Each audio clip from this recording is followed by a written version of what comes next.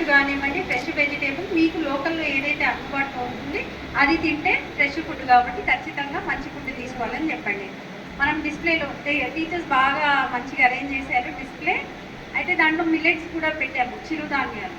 So చిరుధాన్యాలు కూడా ఏంటంటే ఇప్పుడు డాక్టర్స్ ఏం చెప్తున్నారు, షుగర్ రావద్దు, బీపీ రావద్దు అంటే మీరు ఏం చేయాలి, లైఫ్ స్టైల్ చేంజ్ చేసుకోవాలి. చేసుకుంటామా మనము?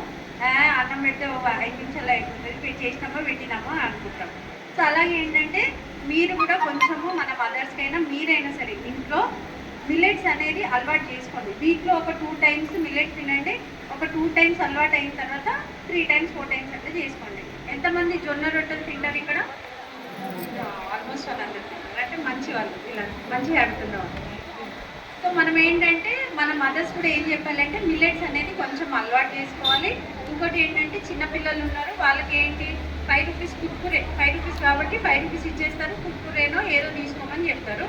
అవి వాళ్ళు ఇవ్వద్దంటే ఇప్పుడు ఇక్కడ చేసుకుని వచ్చారు రాగి లడ్డు, పల్లి పట్టీలు అట్లా చేసుకున్నారు కదా, మదర్స్ చెప్పండి ఇంట్లో అట్లా చేసి పిల్లలు పెట్టమని చెప్పండి. ఇంకో పాయింట్ ఏంటంటే లో బర్త్ వెయిట్తో పిల్లలు పుడుతున్నారు. ఎట్ ద సేమ్ టైం ఏమవుతుందంటే లావుకున్న పిల్లలు కూడా ఎక్కువైతున్నారు. సో ఇది వరకు 2% ఉండేది లావుకున్న పిల్లలు మొత్తం భారతదేశంలో, ఇప్పుడు వచ్చేసి 3.5%. అంటే 1.5% పిల్లలు లావు అవుతున్నారు.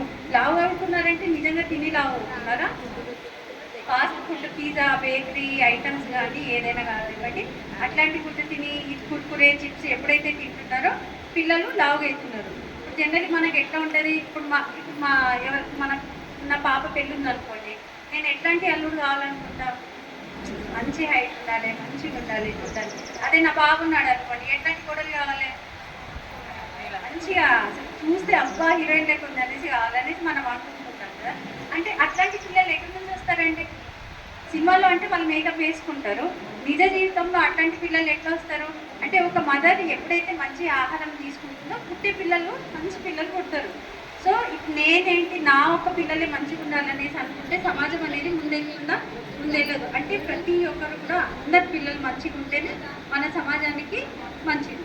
కాబట్టి ఖచ్చితంగా మీరు ఈ లోకల్ ఫుడ్ గురించి